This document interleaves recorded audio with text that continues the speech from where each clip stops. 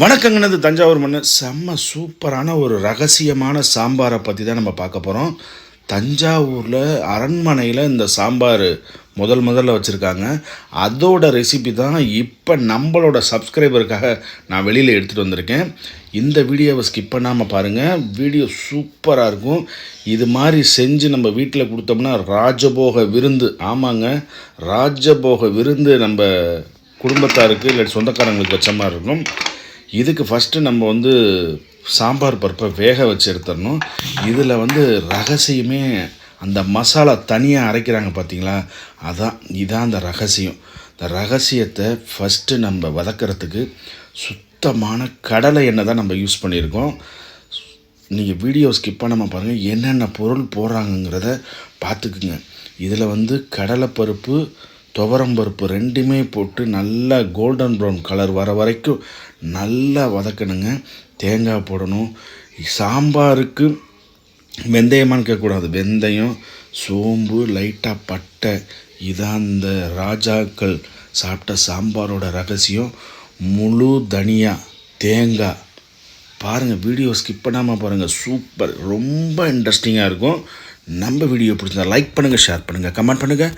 மறக்காமல் பெல் ஐக்கானை கிளிக் பண்ணிவிட்டு நம்ம சேனலை ஒரு சப்ஸ்கிரைப் பண்ணிட்டு உங்கள் ஃப்ரெண்ட்ஸுக்கு ஷேர் பண்ணி விடுங்க. உன்னை நம்பலாமாடா? என்ன மச்சான் இப்படி கேட்ட? நம்பிக்கை தாண்டா வாழ்க்கைய. இது மாதிரி அப்பப்போ மசாலா செஞ்சு சாம்பார் வச்சு பாருங்கள், செம்ம சூப்பராக இருக்கும். ஆமாம், இதில் காய் வீட்டில் இருக்க எல்லா காயும் போட்டு மெயினாக மாங்காய் இருக்கணுங்க. இந்த அரண்மனை ரகசிய சாம்பாருக்கு மாங்காய் இருக்கணும். இந்த மசாலா எப்படி அரைக்கிறாங்க, என்னென்ன பொருள் போடுறாங்கிறத பார்த்துட்டு உங்கள் தேவைக்கேற்ப அந்த பொருளை நீங்கள் ஆட் பண்ணிக்கலாம். மிளகு, சீரகம், சோம்பு, லைட்டாக ஒரு பட்டை, லைட்டாக ஒரு சின்னோண்டு ஒரு பட்டை போடணும். சாம்பாரை சாப்பிட்டு பாருங்கள், அரண்மனை ரகசிய சாம்பார் உங்களை வெளிச்சத்துக்கு கொண்டு வந்துடும்.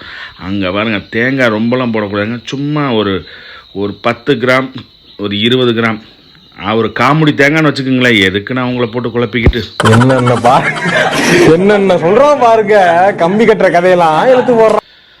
சாம்பார் வைக்கிறது எப்படி வேணாலும் வைக்கலாங்க.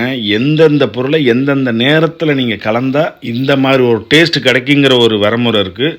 இந்த வீடியோவை ஃபுல்லாக பார்த்தீங்கன்னா புளி எப்போ ஊற்றணும், அந்த ரகசிய மசாலாவை எப்போ போடணுங்கிறது நீங்கள் தெரிஞ்சுக்குவீங்க.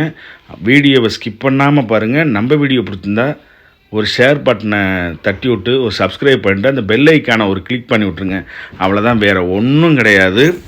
ஆமாங்க, ஃபஸ்ட்டே புளியை ஊற்றிடக்கூடாது, ஃபஸ்ட்டே உப்பு போட்டுறக்கூடாது. ஏகப்பட்ட இது இருக்குது. சமையல் தொழிலெலாம் சும்மா சர்வசாதாரணமான தொழில் இல்லை. போதும் அப்படிங்கிற ஒரு இது சாப்பாட்டில் மட்டும்தான். மீதி மனுஷனுக்கு எவ்வளோ கொடுத்தாலும் பத்தாதுன்னு தான் சொல்லுவான். சாப்பாடு மட்டும்தான் போதும்னு சொல்லுவான். அந்த ஹோட்டல்ங்கிற போது நான் ரொம்ப பெருமை கொள்கிறேன். ஆனால் இப்போதைக்கு அந்த ஃபீல்டில் இல்லைங்கிறது நான் வருத்தப்படுறேன். அது ஒரு பெரிய ஹிஸ்டாரிக்கல் ஸ்டோரி. அதையும் ஒரு நாள் நான் போடுவேன் கண்டிப்பாக, ஃப்யூச்சரில் அதையும் சொல்லுவேன். சின்ன வெங்காயம், ஒரே ஒரு தக்காளி சின்னதாக நறுக்கி அழகாக போட்டு நல்லா வதக்குனிங்கன்னா சூப்பராக வதங்கி வரும். பச்சை மிளகா உங்கள் காரத்துக்கு ஏற்ற மாதிரி போட்டுக்குங்க. அப்படியே இதில் லவ்வையும் சேர்த்து போட்டிங்கன்னா சாம்பார் இன்னும் செம்ம சூப்பராக இருக்கும்.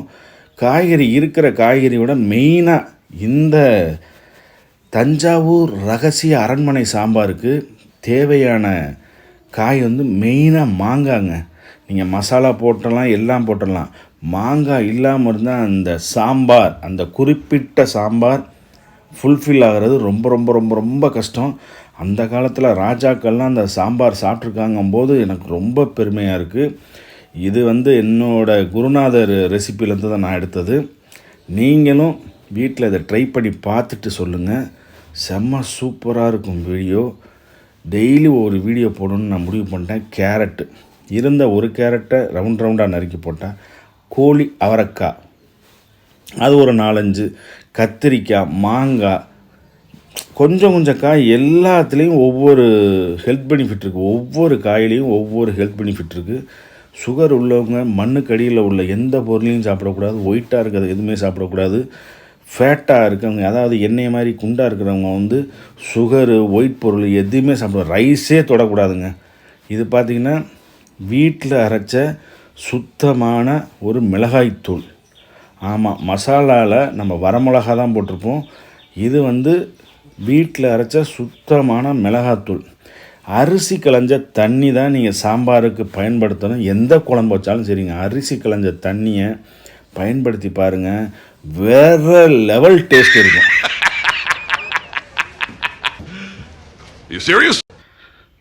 நல்லா சாம்பார் சூப்பராக கொதிச்சு வந்துடுச்சு. அதுக்கப்புறம் தான் நம்ம பருப்பு ஆட் பண்ண போகிறோம், புளி தண்ணி ஆட் பண்ண போகிறோம், மாங்காய் ஆட் பண்ண போகிறோம், அந்த ரகசிய மசாலாவை ஆட் பண்ண போகிறோம். இவ்வளவும் இந்த தஞ்சாவூர் அரண்மனை ரகசிய சாம்பாரில் இருக்குது. சாம்பார் பல கடையில் நீங்கள் சாப்பிட்டு பார்த்துருப்பீங்க.